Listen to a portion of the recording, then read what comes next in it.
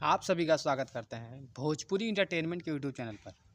आ गए एक बार फिर बहुत ही बवाल और बहुत ही धमाकेदार गाने का भी अपडेट लेकर। जो अपडेट है भोजपुरी की बहुत ही बेहतरीन, बहुत ही लाजवाब सिंगर खुशी कक्कर जी का एक बहुत ही बेहतरीन और बहुत ही लाजवाब गाने को भी रिलीज़ कर दिया गया है। जैसा कि आप सभी लोग स्क्रीन पर देख पा रहे होंगे, जिस बेहतरीन और लाजवाब गाने का नाम है भैया केसिया झारा ये बलमुआ। ये एक बहुत ही बेहतरीन, बहुत ही लाजवाब सॉन्ग होने वाला है, जिस गाने को भैया गाया है खुशी कक्कर जी ने। और इस गाने में भैया आप सभी को फीचरिंग करते नजर आ जाएंगी माही श्रीवास्तव जी, जो कि बहुत ही खूबसूरत और बहुत ही बेहतरीन एक्ट्रेस हैं। तो भैया इस बेहतरीन और लाजवाब गाने को वर्ल्ड वाइड रिकॉर्ड्स भोजपुरी के ऑफिशियल चैनल पर रिलीज़ कर दिया गया है।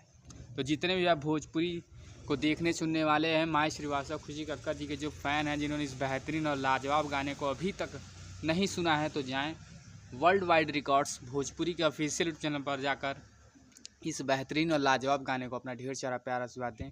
गाने को भी ढेर सारा शेयर करें, क्योंकि गाना बहुत ही बेहतरीन, बहुत ही लाजवाब होने वाला है। तो ऐसे ही भैया भोजपुरी से जुड़ी हुई ताज़ा तरीन खबरों को पाने के लिए भोजपुरी इंटरटेनमेंट चैनल को सब्सक्राइब करना बिल्कुल ना भूलें और बेल आइकन को ज़रूर दबाएं, ताकि हमारे चैनल पर जो भी वीडियो अपलोड हो उसका नोटिफिकेशन सबसे पहले आप तक पहुंचे।